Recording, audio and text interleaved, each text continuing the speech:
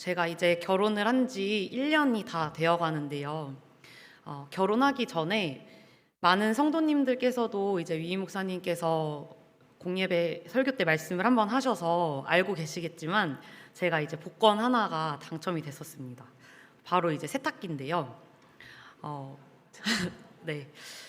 새롭게 이제 구입을 했어야 됐던 세탁기였는데 이제 어느 날 현장에서 스크래치 하는 이벤트를 통해서 이제 당첨이 된 것입니다. 그때 제가 진짜 얼마나 놀라고 기뻤는지 모르겠습니다. 너무 절묘한 타이밍에 정말 필요한 것을 받게 되었으니 이렇게 들으시면은 좀 마음에 어려움이 있으실 수도 있겠지만 좀 운이 좋았다라고 이제 그런 생각이 들더라고요. 성도님들께서는 만약에 이렇게 생각하지도 못한 방식으로 내가 가지고 있었던 문제가 해결이 된다면 어떠실 것 같나요? 이 시간에 함께 서로를 향해서 진심으로 축복해 보겠습니다. 당신의 모든 문제가 해결되길 기도합니다. 아멘. 생각하지도 못한 그 방식으로 내 문제가 해결이 된다고 한다면 저희는 이제 또 일반 사람들은 운이 좋았다라고 말할 거예요. 또 하나님을 믿는 저희는 하나님께 정말 감사할 것입니다. 오늘 함께 읽었었던 이 성경의 말씀에서도 본문에서도 이렇게 생각하지도 못한 방식으로 문제를 해결받게 된 한 사람이 등장합니다. 베드로였는데요. 베드로가 어떤 직업을 가지고 있었나요? 네, 베드로는 어부였습니다. 어느 날 이제 이 베드로가 물고기를 잡아서 생계를 꾸려 나아가는 어업 활동을 하는데 이 베드로에게 참 슬픈 일이 일어납니다. 5절의 말씀입니다. 우리들이 밤이 새도록 수고하였으되 잡은 것이 없지만은 밤이 새도록 물고기 잡는 일로 수고하였으나 잡은 물고기가 단 한 마리도 없게 된 일인 것이죠. 저한테도 이제 이런 일들이 있었습니다. 이런 일들이 있었는데요. 말씀을 전하는 사람으로서 말씀을 써야 하잖아요. 근데 밤이 새도록 말씀을 쓰는데 말씀이 써지지를 않는 거예요. 정말로 오늘의 말씀도 쓰는데 진짜 밤을 샜거든요. 근데 밤을 새워도 쓰여지지가 않는 겁니다. 말씀을 전하는 사람인데. 저뿐만이 아니겠죠. 밤이 새도록 자영업자를 하시는 분들은 가게를 운영을 했는데 손님이 하나도 오지를 않는 겁니다. 또 밤이 새도록 공부를 했는데 요즘은 학생들만 공부를 하지 않죠. 어른들도 이제 자격증을 위해서 공부를 하시는데 공부를 그렇게 열심히 했는데 맞추는 것이 하나도 없는 것입니다. 정말 이제 좌절할 만한 상황인 거죠. 이 베드로도 마찬가지로 큰 좌절을 느꼈을 것입니다. 왜냐하면 어업을 종사하는 사람이지만 그래서 물고기를 잡아야 하는데 밤이 새도록 했으나 한 마리도 잡지 못했기 때문이죠. 그래서 그렇게 이제 슬픈 마음으로 그물을 싣고 있는데 한 사람이 이렇게 말하는 거예요. 깊은 데로 가서 그물을 내려서 고기를 잡아라. 베드로에게는 생각지도 못한 일이 일어난 거죠. 그리고 그 말씀대로 베드로는 그물을 내려보니까 어떤 일이 일어나나요? 고기를 잡은 것이 심이 많아서 그물이 찢어졌다라고 합니다. 물고기를 한 마리도 잡지 못한 그 상황에서 갑자기 한 사람을 통해 그물이 찢어질 정도로 고기를 잡았다고 하니까 정말 운이 좋은 이야기인 거죠. 가게에 손님이 하나도 오지 않았는데 내가 원래 해보던 방법대로 한 것인데 어느 날 그것이 딱 통하게 되니 운이 좋은 것이죠. 놀랍고 기적 같은 일인 것입니다. 얼마나 기뻤을까요? 그리고 그것을 해봐라 라고 말한 사람에게도 너무너무 감사했을 것입니다. 그렇다면 이 놀랍고 기적 같은 일, 기쁜 일이 일어날 때 여러분들은 어떤 태도를 취하겠습니까? 어떤 태도를 우리는 취할까요? 그렇게 하라고 했던 사람에게 달려가서 와, 어떻게 하셨냐? 진짜 대단하다. 고맙다. 같이 어부일을 해보는 게 어떻겠냐? 같이 일을 하자고 아니면 너무 감사하다고 이렇게 이야기를 하지 않았을까요? 보통은. 그런데 베드로는 이제 이렇게 행동을 합니다. 누가복음 5장 8절의 말씀을 함께 읽어보겠습니다. 시몬 베드로가 이를 보고 예수의 무릎 앞에 엎드려 이르되 주여 나를 떠나소서. 나는 죄인이로소이다 하니. 아멘. 참 이상한 반응이죠. 평범한 반응은 아닌 것 같습니다. 기뻐하면서 뛰고 그렇게 나를 하게 한 사람을 붙잡아서 그렇게 붙잡기도 모자랄 판에 예수님 앞에 엎드려서 나를 떠나라고, 그리고 나는 죄인이라고 고백을 하고 있는 모습입니다. 드디어 이 일이 해결된 것에 감사하는 것만으로도 족할 것 같은데 왜 이런 고백을 했을까 좀 생각을 해보게 되는 이야기입니다. 베드로가 그렇게 고백한 이유는 이 베드로가 예수님을 부르는 호칭의 변화에서 발견을 할 수가 있는데요. 베드로는 먼저 예수님을 처음에 부를 때는 사실 선생님이라고 불렀죠. 예수님께서 그물을 던져서 고기를 잡아라라고 했을 때 이 베드로는 선생님이라고 이야기를 했습니다. 그런데 그 일을 겪은 후에 이 베드로는 예수님을 뭐라고 부르고 있나요? 주여라고 부르고 있다는 것입니다. 베드로는 예수님에 대한 호칭을 선생님에서 주로 바꿉니다. 이 베드로가 주님이라고 불렀다라는 것은요, 이제는 베드로가 예수님을 신적 권위를 지닌 존재로 인식을 했다라는 거예요. 주님이라는 뜻은 말 그대로 나의 주인 되시는 분, 이 세상의 전능자라는 것을 의미하지 않습니까? 이 베드로는 선생님으로 여겼던 그 예수님을 이제 주님이라고 신적 권위를 지닌 존재로 인식하게 됩니다. 참 사실 일회성으로 끝날 수 있었던 이 사건에서 그냥 운이 좋은 일이었다라고 치부할 수 있는 이 사건에서 베드로는 예수님이 그 물과 물고기를 주관하신다라는 것은 온 세상을 주관하시는 주 되심을 발견했다라는 것이죠. 혹시 여러분들께서는 이제 일회성으로 지나간 운이 좋았네 라고 여겨지셨던 그런 사건들이 있으실까요?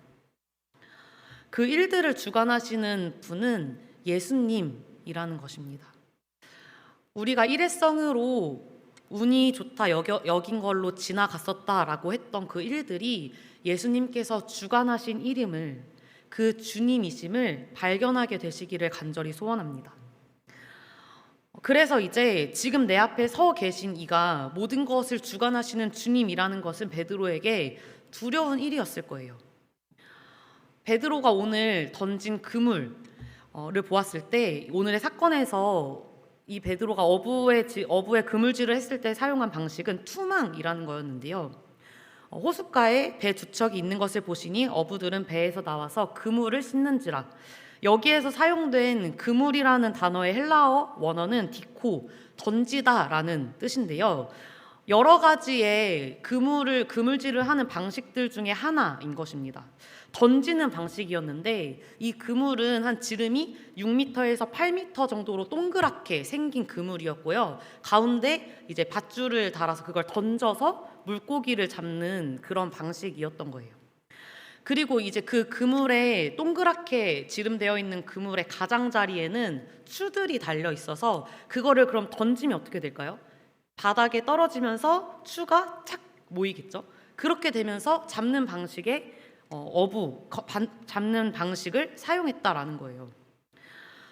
단 한순간에 가두어서 잡아야 하는 방식이니까 던질 때 이 베드로는 물의 깊이나 또 물고기가 이동하는 속도 이런 것들을 빠르게 계산해서 조준을 해야 했을 것입니다. 다른 방식의 그물질보다도 더 많은 기술이 필요한 그물이었던 거예요. 이렇다라는 것은, 그런 방식을 사용했다라는 것은 이 베드로는 어부의 일을 하는 데 있어서 전문가였다라는 것입니다. 이런 전문가 된 베드로의 입장에서 생각해 본다면 예수님께서 그물을 던지라고 하셨을 때 그물을 내리기는 하지만 또 잡히면 너무 좋겠지만 그거를 잘하는 전문가로서 이미 다 해봤는데 과연 잡힐까? 라는 의심하는 그 마음이 자연스럽게 들게 되었을 것입니다. 그런데 그 의심하는 마음을 가졌는데 그 일이 일어났잖아요. 그리고 그 일이 일어나면서 그 일을 행하신 이가 모든 일을 주관하시는 전능자 되심을 깨달은 것이죠. 그래서 내가 의심했던 것, 부족하게 여겼던 것, 죄악까지 아실 그 주님 앞에 베드로는 두려움에 나를 떠나소서 나는 죄인입니다 라고 고백할 수밖에 없었을 것입니다. 일회성으로 끝날 수 있었던 이 사건에서 베드로는 예수님이 주님 되심을 깨닫고 엎드러진 거예요.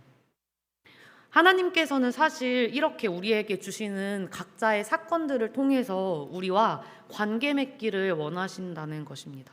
나의 문제를 해결해 주시는 분이 아니라 모든 것을 주관하시는 주님임을 깨닫고 발견하기를 원하신다라는 거예요. 그 관계를 기대하시는 마음은 이제 예수님께서 마침내 베드로를 제자로 부르시는데요. 그 예수님의 말씀에서 드러나게 됩니다. 누가복음에는 나타나지 않지만 오늘 본문과 병행 구절인 마태복음과 마가복음에 이렇게 쓰여 있습니다. 말씀하시되 나를 따라오라 내가 너희를 사람을 낚는 어부가 되게 하시리라. 마가복음에서도 나를 따라오라 내가 너희를 사람을 낚는 어부가 되게 하리라. 이렇게 말씀을 하시죠. 나를 따라오라고 말씀을 하십니다. 고기 잡는 문제를 해결해 주신 후에 나를 따라오라고 부르시는 예수님이라는 거예요. 고기를 많이 잡게 해놓고선 그 고기를 두고 따라오라고 하신다는 거죠. 사업이 잘 풀리게 하셔놓고선 그럼 그 사업을 잘 운영하게끔 해주시는 것이 아니라 그거를 버리고 따라오라고 하신다는 거예요. 자녀의 문제를 이걸 해결해 주셨으면 이제 다른 것들도 해결해 주셔야 되는데 그 해결해 주신 것을 보고 이제는 그것을 내려놓고 나를 따라오라 라고 말씀하신다라는 거예요. 하나님께서 우리에게 주시는 사건들에 있어서는 주님은 우리가 깨닫고 따르기를 원하십니다. 예수님은 우리의 문제를 해결하시는 분을 넘어서 정말로 그 문제를 주관하시는 주님 되시니 주님 앞에는 문제가 없구나라는 것을 깨닫기를, 그래서 그게 나에게 문제였었는데 주관자 되시는 그 주님 앞에는 문제가 되지 않는구나를 깨달아서 그 문제는 이제 문제가 되지 않아 그것을 버려두고 그냥 이제 주님 뜻대로 따르기를 기대하신다는 것입니다. 다 내려놓고 제자로 따라가실 수 있으시겠습니까? 제가 세탁기에 당첨되었었던 이야기를 다시 말씀을 드렸었는데요. 이제 이 말씀을 묵상하면서 이런 생각이 들었습니다. 세탁기를 당첨해 주신 하나님께 너무 감사하다. 그리고 그때 의심했거든요. 하나님이 하신 게 맞나? 우연? 운 같은데? 그런 마음도 이 말씀을 묵상하면서 회개했어요. 그래, 이것까지도 주관하시는 하나님이시구나. 그런데 만약에 그 주님께서 이 세탁기를 이제 내가 너에게 이걸 보여줬으니 더 필요한 사람에게 줘라 라고 말씀을 하시면 세탁기를 넘어서 세탁기 주시는 분임을 넘어서 세탁기를 주관하시는 분이잖아요. 하나님은 그걸 알지만 조금만 쓸게요. 써보고 싶은 거예요. 이렇게 말씀을 드릴 것 같은 거죠. 이게 제자가 되는 과정이 쉽지 않다라는 겁니다. 그런데 그 당시로 돌아가 봤을 때 생각했을 때 못할 것 같은데요. 제가 머뭇거리지 않을 때가 있기는 있더라고요. 언제냐면요. 세탁기뿐만이 아니라 가지고 있는 것도 다 드리겠습니다 라고 선포할 때가 있어요. 정말 심지어 주님이 부르시면 가족까지도 버리고 가도록 해보겠습니다 라고 다짐할 때가 있는데요. 그때가 언제냐면 바로 뜨겁게 예배할 때입니다. 공감하시나요? 함께 아까 찬양할 때 그 마음 있지 않았나요? 하나님 한 분이면 충분합니다. 우리가 뜨겁게 찬양하고 예배할 때 다 될 것 같은 거죠. 따르라는 예수님의 말씀에 베드로는 단번에 행하거든요. 11절의 말씀을 함께 읽겠습니다. 11절입니다. 그들이 베드를 육지에 대고 모든 것을 버려두고 예수를 따르니라. 아멘. 베드로는 모든 것을, 생계를 책임져야 했던 일도 버리고 그 고기를 잡도록 해결해 주셨음에도 그 그물까지 버려두고 아주 쉽게 바로 예수님을 따라갑니다. 왜냐하면 이 베드로가 있었던 그 자리는 그냥 단순한 기적이 아니라 예배의 자리였기 때문이에요.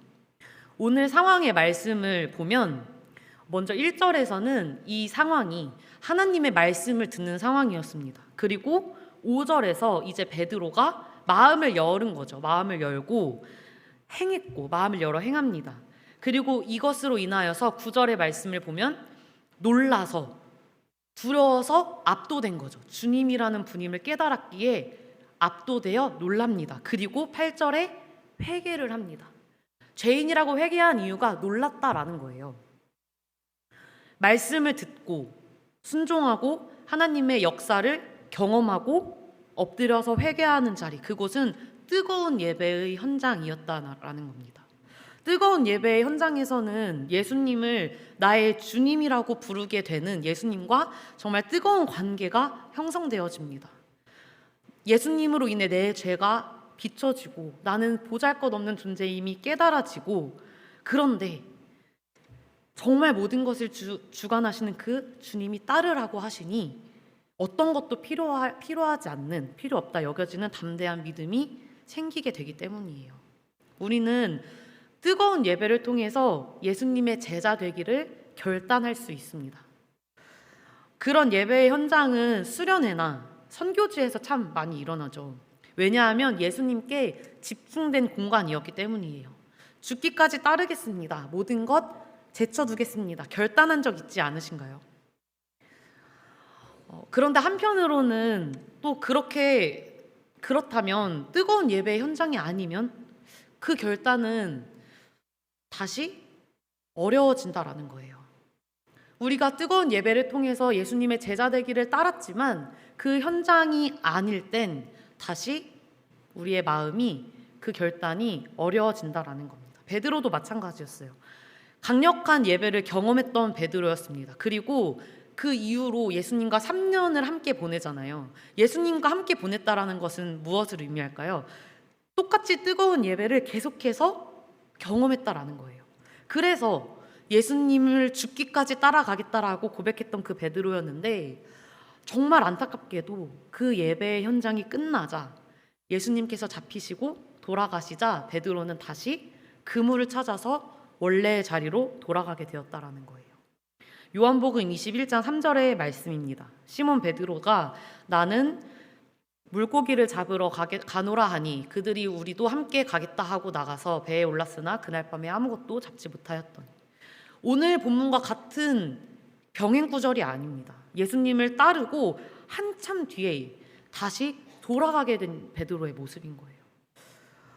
많은 분들도 경험해 보셨을 것 같습니다. 모든 것을 버려두고 예수님을 따라가겠다라고 우리의 결심이 있다가도 그 공간에서 빠져나오는 순간 다시 원래의 자리로 돌아가 있곤 해요. 분명히 모든 것을 다 할 수 있을 줄 알았는데, 정말 나의 자녀 내려놓을 수 있을 줄 알았는데, 경제적인 문제 다 버릴 수 있을 줄 알았는데, 그 현장에서 벗어나자 다시 환경이 보이고 가족이 보이고 현실로 돌아오게 되는 거죠. 그렇다면 그 뜨거웠던 예배는 과연 우리에게 도대체 어떤 소용이 있는 걸까요? 그 뜨거웠다가 돌아가는 우리의 모습을 보았을 때 그 뜨거운 예배, 뜨거운 경험은 도대체 우리에게 어떤 소용을 주는 걸까요? 제자들이 이제 이 전의 상태로 돌아가게 되는데요. 예수님께서는 부활하신 뒤에 다시 제자들을 찾아가셨다라는 거예요. 제자들이 이전의 상태로 돌아갔는데 부활하신 예수님은 다시 제자들을 찾아갑니다. 근데 그때 베드로가 어떻게 반응을 했냐면요. 예수님이 이제 제자들을 찾아갔을 때 베드로가 어떻게 반응을 했냐면요. 요한복음 21장 7절의 말씀을 함께 읽어볼게요. 예수께서 사랑하시는 그 제자가 베드로에게 이르되 주님이시라 하니 시몬 베드로가 벗고 있다가 주님이라 하는 말을 듣고 겉옷을 두른 후에 바다로 뛰어내리더라. 아멘. 베드로의 삶은 예수님을 만나기 이전으로 돌아간 삶이었죠. 참 좌절되는 삶이었습니다. 그런데 베드로가 그렇게 예수님을 보고 뛰어갔다라는 것은 뭐예요? 나의 삶은 돌아갔으나 그의 마음에는 주님을 너무나도 사랑하고 기다리고 있다. 예수님을 아직까지도 사랑하고 있었다라는 거예요. 돌아갔지만. 베드로는 그럼 어떻게 해서 이렇게 주님을 이렇게까지 사랑할 수 있었을까요? 바로 그 뜨거웠던 예배 안에서 순종으로 따라갔을 때 문제가 전혀 문제되지 않았음을 경험했고요. 그 예배 안에서. 또 그 주관하실 수 있는 그 모든 힘을 우리를 죽기까지 사랑하시는 곳을 향하여서 사용하신 그 주님의 사랑을 경험했기 때문입니다. 뜨거운 예배에는 힘이 있어요. 그 예배를 통해서 우리는 결단하게 되고 그 하나님의 사랑을 다시 깨닫게 됩니다. 그 경험이 있었기에 예수님께서 베드로를 찾으러 갔을 때 바로 나갈 수 있었던 거예요. 나도 예수님을 아직까지 사실 사랑하니까. 우리가 다시 돌아가는 한이 있더라도 그 뜨거운 예배가 소용있는 이유는 예수님을 사랑하는 힘은 그 집중된 예배를 통해서 그 안에서 예수님을 경험하며 알게 되는 것을 통해 생겨나기 때문이에요. 그리고 예수님을 알고 사랑하는 자들을 향해서 끝까지 찾아가신다라는 겁니다. 끝까지 찾아가신다라는 거예요. 내가 예수님을 사랑할 때. 그럼 그 뜨거운 예배를 경험해야 할까요? 하지 않아야 할까요? 이미 경험하신 분인 줄들로 믿습니다. 그렇기 때문에 또 이 자리를 사모하신 줄로 믿어요. 여러분은 예수님을 알고 계십니까? 내가 지금 당장에 다른 모습에 있다고 하더라도 예수님을 알고 계신가요? 그리고 예수님을 사랑하십니까? 그것으로 인해서 우리는 예수님과 우리의 관계는 절대 끊어지지 않을 것입니다. 이 시간 찬양하길 원하는데요. 혹시 내 모습의 경건이 이전과 같지 않아서 조금 부끄럽고 이전으로 돌아간 나의 삶 때문에 또 버렸던 것들을 버리겠다라고 다짐했던 것들을 다시 도로 주워오면서 주님 앞에 죄송하신가요? 근데 그 마음도 예수님을 사랑하기 때문에 드는 마음입니다. 예수님을 뜨겁게 경험했기 때문에. 그래서 그런 우리를 예수님을 사랑하고 있지만 먼저 오지 못하는 모습을 보시면서 두들기시는 거예요. 너가 나를 사랑하느냐? 그 사랑을 기억하길 바란다. 지금 나의 모습을 보지 않고 그 부족한 모습 보지 않고 부족한 모습 보고 오시는 거 아니거든요. 예수님은 우리가 예수님을 사랑하는 마음 때문에 우리에게 오시는데요. 그렇기 때문에 우리도 그렇게 나를 찾아오신 예수님께만 집중하길 원합니다.